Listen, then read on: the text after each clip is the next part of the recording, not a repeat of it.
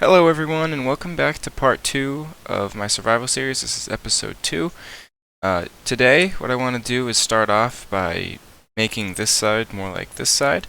So I need to finish decorating this side, but I also need to add all the other decorations and details to this side. I think I'm going to do that in the form of a time lapse, and we'll jump right into that now.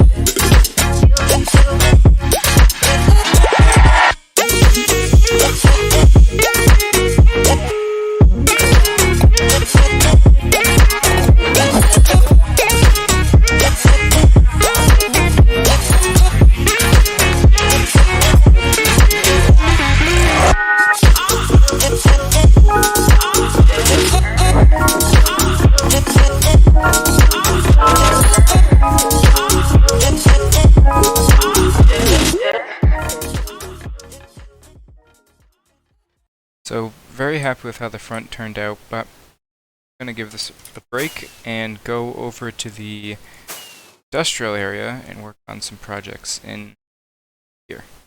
Since that last clip and now, I've done some more mining down here, and I think I have it to the point where I need it to be to build the farm down here.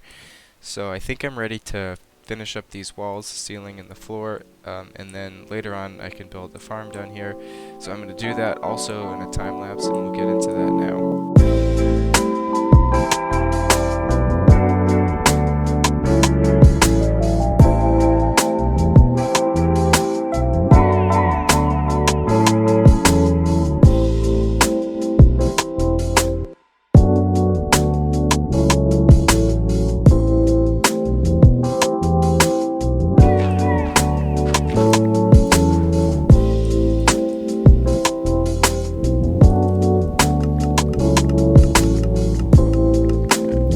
Much better.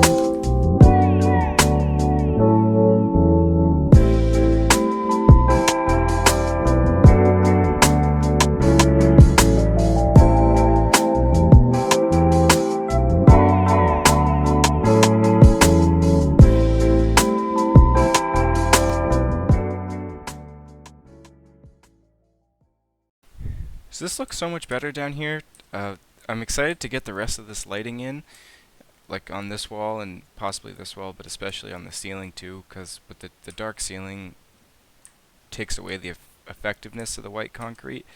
So I need to get some more end rods up and down there, but that's a tedious task that I don't really want to do right now because I've already spent a lot of time down here. So instead, I think we should go back over to the base and look at those decorations we put out in front. So I had already had all of this stuff on this side before, but I added another tent down here. It's just, I only added one tent on this side, so it's nothing spectacular, or not a big change. But inside you can see the setup. There's not too many decorations or details inside, but I do have like this fireplace here going up the chimney, and then out there, which I really like. These little smoke pillows or billows, whatever you call them, give a lot of life to this area and make kind of things jump out at your eye just with the motion. So that's why I like to have the campfires out here and there to give each area its own sense of life. I have the hay bales over there, and that wouldn't be complete without a wheat farm on this side. So when I made this side, I added the wheat farm and 2 more tents. The wheat farm I really like because it gives the landscape a little bit more life, but also just something that's not a block. It's a crop, so it adds a special factor to that area over there. So overall, I'm happy with how it looks out front, but I am a little nervous to start the rest of the project just because I don't have anything planned out yet for the actual castle or base itself that's going to go back here. But I want to get that done soon so I can get a storage system up and running. I have some really cool ideas for the interior of the base, but we can't get there without the exterior first. The only other big item on the list right now would be to finish the outside of the iron farm. A couple things I did off camera. Um, I made this these whole blocks here spawn proof, so we can actually run the iron farm again. It's been off for quite some time because when I was building this, you don't want the golems to start spawning on these blocks here, and then they end up all over the ground, and the farm is less efficient. So we didn't want that. Um, so I spawn proofed all the solid blocks with string because unfortunately iron golems can still spawn on carpets. So single carpet layers would not work on these blocks, and I didn't really want to do double carpet. So I did end up going with string. They can also spawn on slabs. So the options are pretty limited. I just thought string would be the cheapest and look the best, not really obstructing any of the blocks here. But I also added an on-off switch, which was really easy to do. I don't know why I've never thought of having one before, but when I flick this lever, this line of torches turns off that one powering these rails. And so when this zombie, I can actually demonstrate. I'll turn the farm off. So after this zombie lands on these powered rails, they're not powered so he won't move. And now no more iron golems are being generated. And then to turn it back on, I just flip it again. Those rails get powered and he's off on his way. Obviously finishing this is something I would want to do in a time lapse, but I need a good chunk of time to do that. And with finals coming up, I don't really see that being an option, so this might have to be delayed just because of all the intricate different blocks that are placed in different ways.